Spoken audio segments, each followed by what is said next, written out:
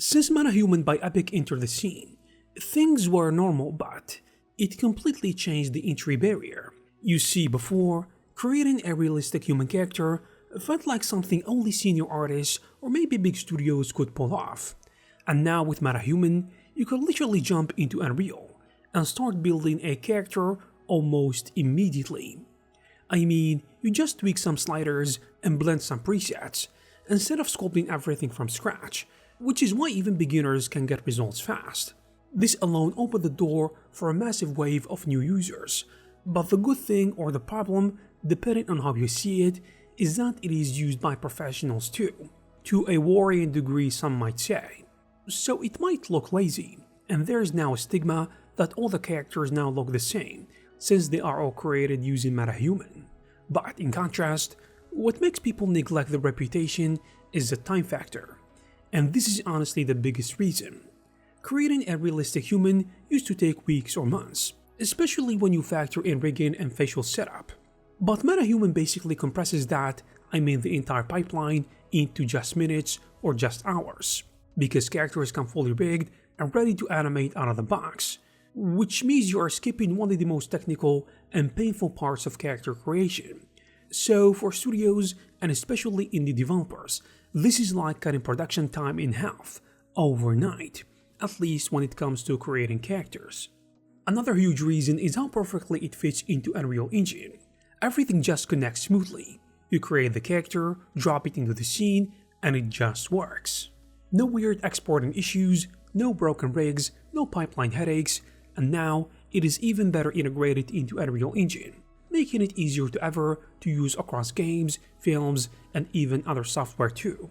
There is also the realism factor. As you can see for yourself, MetaHuman gives your characters that kind of look that makes you believe they belong into AAA games or even movies. Instantly.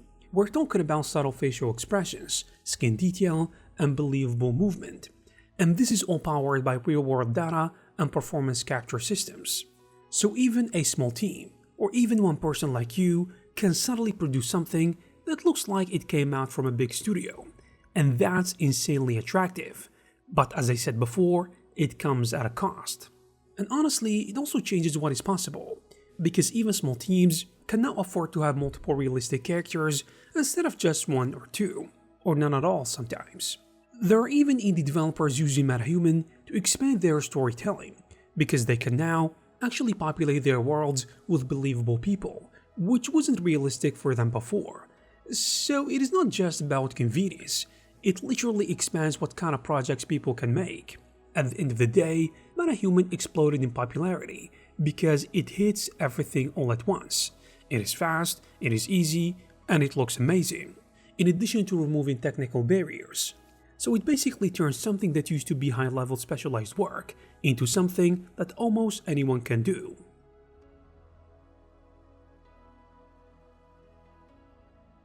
The problem is, when you're using MetaHuman, you're not really learning how to build a character. You're learning how to use a system which already knows how to build one. And that's a huge difference. The tool handles things like proportions, topology, skin detail, even rigging in many cases. So you're no longer forced to understand why things work, you just see the final results instantly. So a lot of heavy lifting, like generating rigs and blend shapes automatically, is already done behind the scenes. You see, struggle is where most of the real learning happens. Back in the days, if your character looked off, you had to figure out anatomy, fix edge flow, redo texturing, and so on. You were basically forced to improve. And now, if something feels wrong in MetaHuman, you just tweak a slider until it feels better. You get the result, but you don't really understand what changed under the hood. So over time, you can get good at making things look right, without actually knowing how to build them from zero. And it goes deeper than that.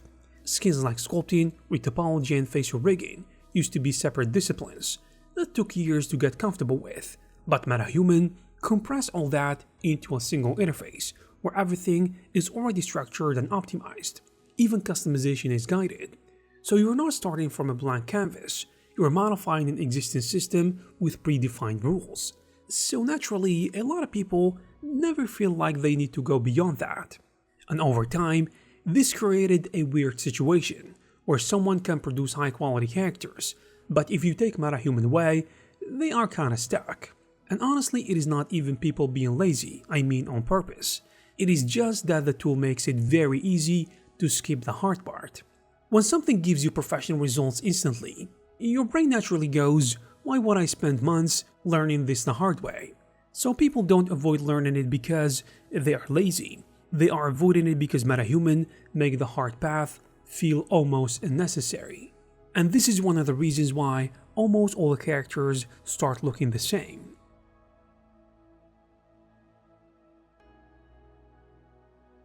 And this one is subtle, but once you see it, you can't unsee it. MetaHuman gives you a ton of customization, yeah, but at the end of the day, everything comes from the same underlying system. All characters are built from shared databases of scanned real humans, blended together in different ways. So even when you think you're making something unique, you are basically remixing the same components over and over again. It is like having a huge character generator. And the thing is, the tool is designed to keep everything believable. You're always operating within the safe range of realism.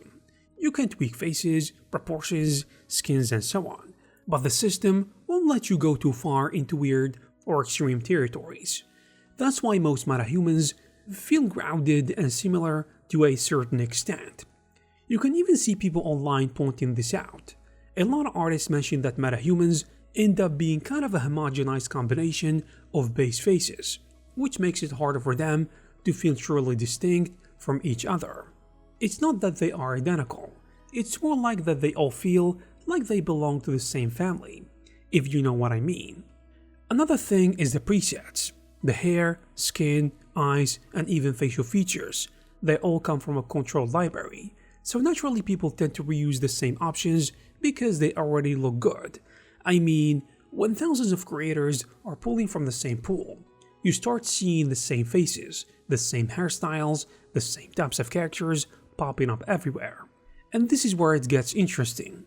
Realism actually makes the problem worse.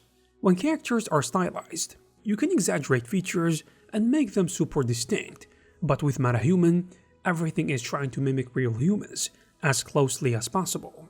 And real humans already share a lot of similarities. So when you combine realism plus shared assets plus controlled sliders, you end up with characters that look different on paper, but very similar in practice, unless you go to the length of doing some modifications yourself in another 3D software to make them really different.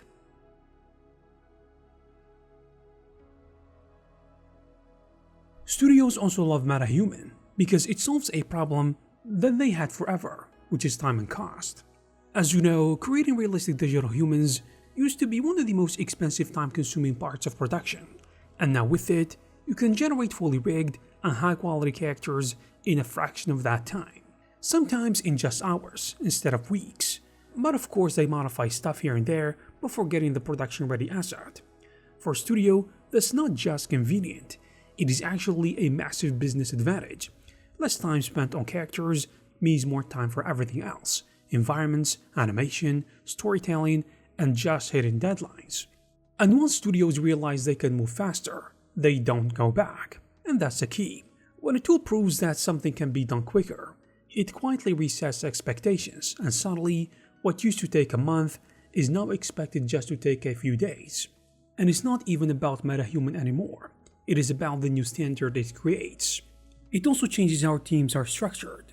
Before, you might need multiple specialists just to get one character done, like a modeler, texturing artist, rigger, and maybe a facial setup expert.